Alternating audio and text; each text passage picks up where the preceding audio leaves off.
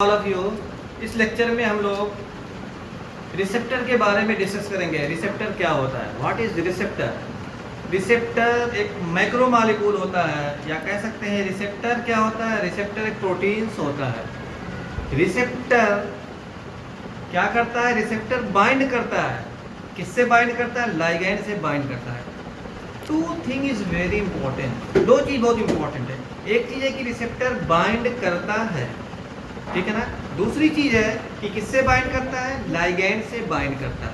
अब देखते हैं रिसेप्टर कैसे बाइंड करता है, ठीक है। अच्छा, एक चीज और समझ लेते हैं, रिसेप्टर कहाँ पे होता है। रिसेप्टर या तो सेल मेम्ब्रेन पे होता है, या हम कह सकते हैं कि सेल के सरफेस पे होता है।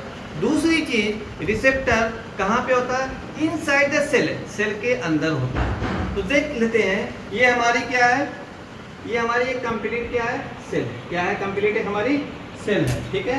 ये हमारी कंप्लीट सेल है, ठीक है। हम देख सकते हैं ये क्या है, सेल मेम्ब्रेन है, ओके। ये क्या है, न्यूक्लियस है, और ये क्या है, साइटोप्लाज्म है, ठीक है ना, साइटोप्लाज्म है।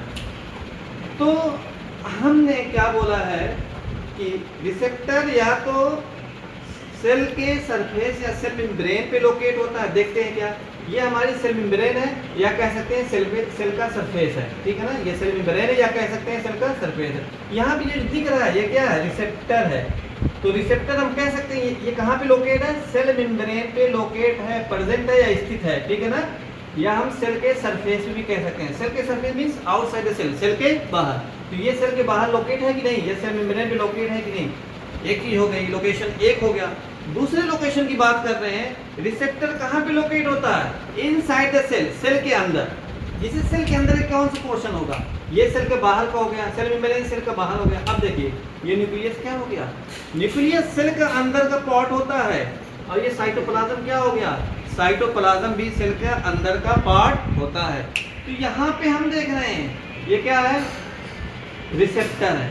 सेल के अंदर लोकेट है कि नहीं है तो साइटोप्लाज्म में लोकेट है, स्थित है, लेकिन सेल के अंदर बोला जाए कि नहीं बोला जाएगा, ठीक है। दूसरी चीज देख लेते हैं, ये क्या हमारा न्यूक्लियस है। न्यूक्लियस अंदर क्या है, ये क्या है, रिसेप्टर है। ये रिसेप्टर कहाँ लोकेट है, न्यूक्लियस है। न्यूक्लियस कहाँ, सेल का सेंटर है, सेल के अंदर। तो सेल के अंदर लोकेट है कि नहीं, यहाँ रिसेप्टर लोकेट है न्यूक्लियस के अंदर, वो भी सेल के अंदर बोला जाएगा रिसेप्टर प्रेजेंट है, लोकेट है, ठीक है ना। साइटोप्लाज्म में न्यूक्लियस लोकेट है, इसका मतलब कि सेल के अंदर लोकेट है। अच्छा, एक रिसेप्टर हम देख रहे हैं सेल के बाहर या सेल के मेम्ब्रेन पे लोकेट है, तो इसका मतलब कि सेल के बाहर ये रिसेप्टर लोकेट है। तो दो जगह हमने बता ही दिया, तो सेल के अंदर लोकेट होता है, सेल के बाहर। ये सेल के अंदर वाला रिसेप्टर हो गया, ये सेल के बाहर वाला रिसेप्टर हो गया। हमने लोकेशन देख लिया, ओके। हम लोगों ने लोकेशन देख लिया। अब मैंने एक शब्द बोला था, एक वर्ड बोला था, सेल क्या करता है, बाइंड करता है। सेल क्या करता है, बाइंड करता है। क्यों बाइंड करता है, बाइंड करता है क्योंकि बाइंड करने के बाद क्या रिस्पांस देता है, जब तक कि लाइगैंड जब तक कि रिसेप्टर से बाइंड नहीं करेगा कोई एक्शन नहीं होगा। अगर लाइगैंड बाइंड नहीं किया रिसेप्टर से तो कोई रिस्पांस मिलने वाला नहीं है। ये लाइगैंड क्या होता है, लाइगैंड क्या हो सकता है, ड्रग भी हो सकती है, लाइगैंड केमिकल भी हो सकता है, लाइगैंड टॉक्सिन भी हो सकता है, और लाइगैंड क्या हो सकता है, ग्रोथ हार्मोन भी हो सकता है, ठीक है ना। तो रिसेप्टर बाइंड करता है। अब देखिए ये हमारा रिसेप्टर है, क्या हमारा रिसेप्टर है, कहाँ पे लोकेट है, सेल मेम्ब्रेन पे या सेल के सरफेस पे। ये रिसेप्टर है। ये जो स्ट्रक्चर दिख रहा है ये क्या है, लाइगैंड है। एग्जांपल के लिए लाइगैंड कौन सा लाइगैंड, ड्रग्स है। हमने बोला ना एग्जांपल में ड्रग्स की लाइगैंड है, neurotransmitter, toxin, growth hormone, chemical, these are the ligand. ये लाइगैंड है। लाइगैंड कौन सा, ड्रग है। देखिए ड्रग आया यहाँ से, यहाँ पे आया, लेकिन देख रहे हैं ये रिसेप्टर से बाइंड नहीं किया, ना तो सेल के सरफेस पे बाइंड किया, ना तो सेल के अंदर। देखिए ये रिसेप्टर यहाँ पे आया, यहाँ पे आया, सेल के सरफेस से बाइंड, सेल के सरफेस पे जो रिसेप्टर उससे बाइंड नहीं किया, रिसेप्टर यहाँ ठीक नहीं बाइंड किया। फिर उसके बाद लाइगैंड ड्रग यहाँ पे आया, लेकिन सेल के अंदर नहीं गया। तो ना तो सेल के सरफेस में जो रिसेप्टर है उससे बाइंड किया, ना तो सेल के अंदर जो रिसेप्टर है यहाँ पे ना उससे बाइंड किया। तो इसका मतलब हमने पहले बोला कि जब तक लाइगैंड जैसे ड्रग हो गई, जब तक कि रिसेप्टर से बाइंड नहीं करेगी वो एक्शन अपना नहीं देगी। तो ये इसमें देख रहे कोई एक्शन ड्रग का नहीं होगा। अब देखिए दूसरा स्ट्रक्चर देखिए, we are going to discuss about this structure. Okay, you need to focus at this structure. Okay, you can see here this is the complete structure of the cell. ये भी देखिए इसी तरीके से ये भी सेल का एक स्ट्रक्चर है। ये देख सकते हैं ये क्या है, न्यूक्लियस है। ओके, ये साइटोप्लाज्म है सेल का, ये सेल मेम्ब्रेन है, ठीक है ना, सेल मेम्ब्रेन। इसी तरीके से जैसे यहाँ सेल मेम्ब्रेन पे या सेल के सरफेस पे रिसेप्टर लोकेट है, उसी तरीके से यहाँ पे भी ये सेल मेम्ब्रेन पे या सेल के सरफेस पे रिसेप्टर लोकेट है। जिस तरीके से हम देखते हैं सेल के अंदर यहाँ साइटोप्लाज्म में रिसेप्टर लोकेट है, उसी तरीके से यहाँ सेल के अंदर साइटोप्लाज्म में रिसेप्टर लोकेट है। ये रिसेप्टर क्या बोल जाएंगे, इनसाइड सेल बोला जाएगा। जिस तरीके से हम देख रहे हैं यहाँ पे न्यूक्लियस के अंदर रिसेप्टर लोकेट है या स्थित है, उसी तरीके से यहाँ भी न्यूक्लियस के अंदर रिसेप्टर लोकेट है या स्थित है, ठीक है ना, ठीक है। ओके, बस डिफरेंस ये है, मैं दिखाना चाहता हूँ।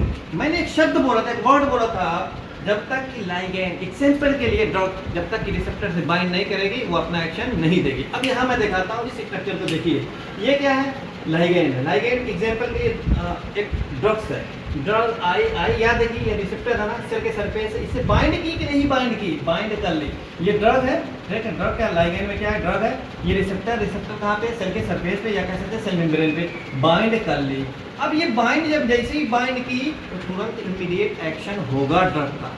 एग्जाम्पल के लिए एक हमारी ड्रग है। अच्छा एक चीज और बता दें, एक स्पेसिफिक लाइगैंड के लिए एक स्पेसिफिक रिसेप्टर होना चाहिए।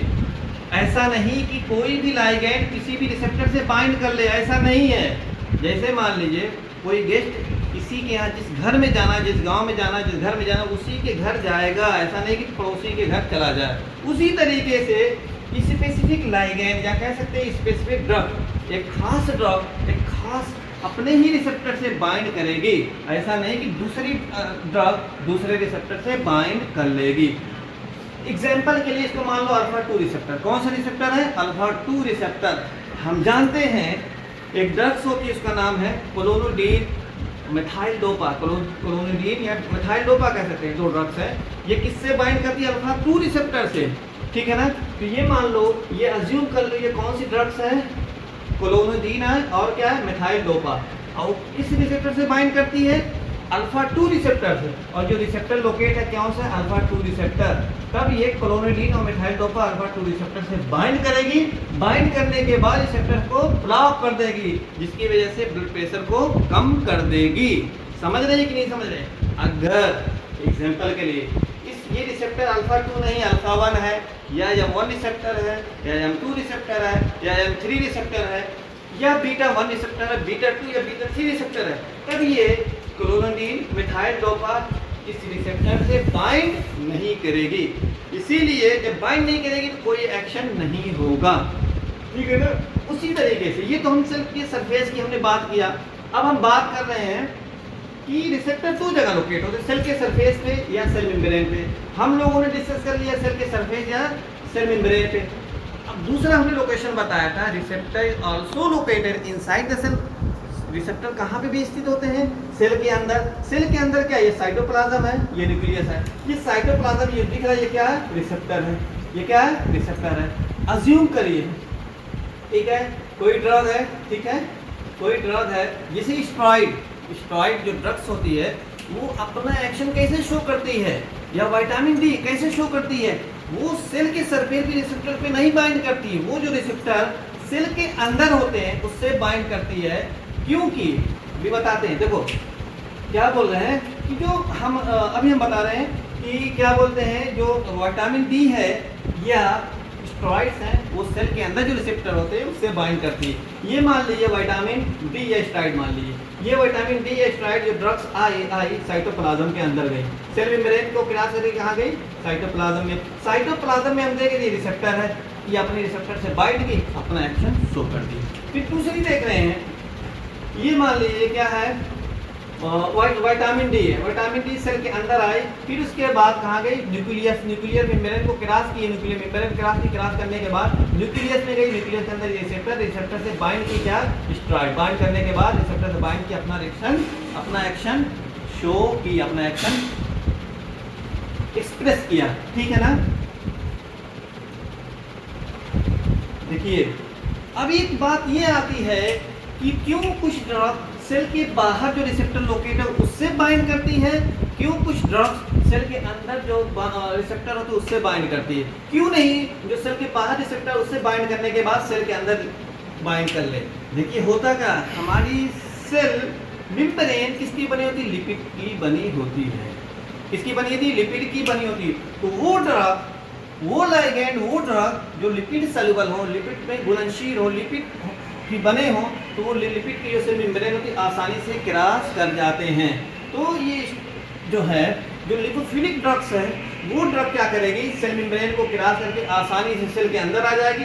तो सेल के अंदर आ जाएगी तो साइटोप्लाज्म में जो रिसेप्टर उससे बाइंड करना, उससे बाइंड करके अपने एक्शन शो करेगी, या तो न्यूक्लियस के अंदर जो रिसेप्टर है उससे बाइंड करना, बाइंड करने के बाद अपना एक्शन शो करेगी, ठीक है ना।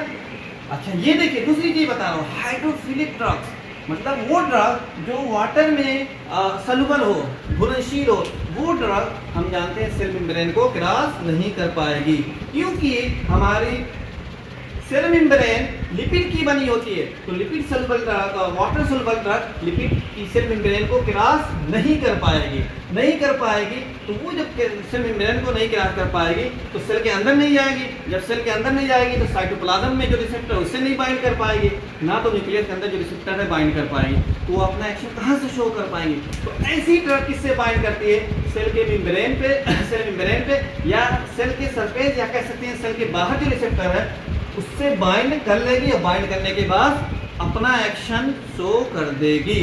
तो इस बेसिस पे रिसेप्टर का 2 लोकेशन है, ठीक है। Thank you so much.